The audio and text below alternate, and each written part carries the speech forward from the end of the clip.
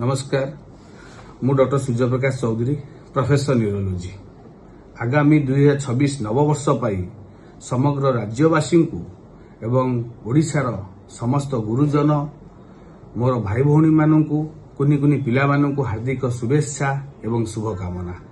आगामी 2026 एतिकी मोर ठाकुर पाए प्रार्थना समग्र राज्यवासी सुस्थ रुहंतु आरोग्य रुहंतु केमिति मानसिक स्तर रे एवं शारीरिक स्तर सुस्थ रहिबा सेटा आम मानकर मूल दायित्व हवा दरकार। एवं वर्तमान समय रे जहाँ आम राज्य पाई गोटे विराट बड़ इश्यू पाल्टी जाइछि पब्लिक हेल्थ चैलेंज से समस्त दृष्टि देवा निहाती आवश्यक।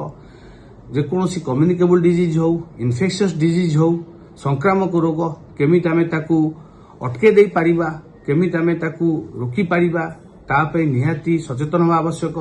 Non communicable disease diabetes blood pressure cancer stroke heart attack ए सब आमे केमती प्रिवेंशन करिबा ता प्रति ध्यान देवा आवश्यक।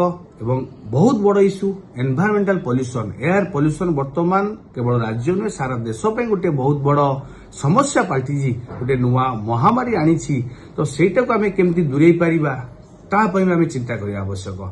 तेणु से कम्युनिकेबल डिजीज हो नॉन कम्युनिकेबल डिजीज हो एनवायरमेंटल पॉल्यूशन रिलेटेड डिजीज हो जहाँ भी हो केमिति आमे ताकू प्रिवेंशन करिबा दूरे रखिबा सेटा आमे समस्त जाने आवश्यक। एवं आमे समस्त जानिछे यदि व्यक्तिगत स्तर रे समस्त राज्यवासी यदि व्यक्तिगत सचेतन हुअंती एवं समस्त यदि दायित्व निभांती निश्चिंत भाव में आमे सब दूरे पारिबा।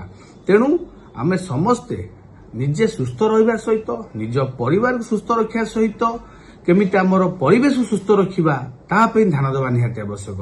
यदि आमे आम परिवार आम परिवेश सुस्थ रहिले तो निहाती भाव में आम समाज भी सुस्थ रहिबो आम राज्य भी सुस्थ रहिबो।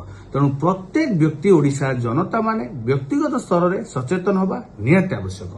महाप्रभु जगन्नाथ पाखरे मोर एतिकी प्रार्थना 2026 नववर्ष आपण मानकू एतिकी बुद्धि आनी दौ एवं आपण माने सेतिकी सचेतन हुअन्तु एतिकी प्रभुଙ୍କ माने प्रार्थना। पुनश्च नववर्ष पाई समस्त मोर हार्दिक शुभेच्छा एवं बहुत सारा शुभकामना एवं अभिनंदन। धन्यवाद।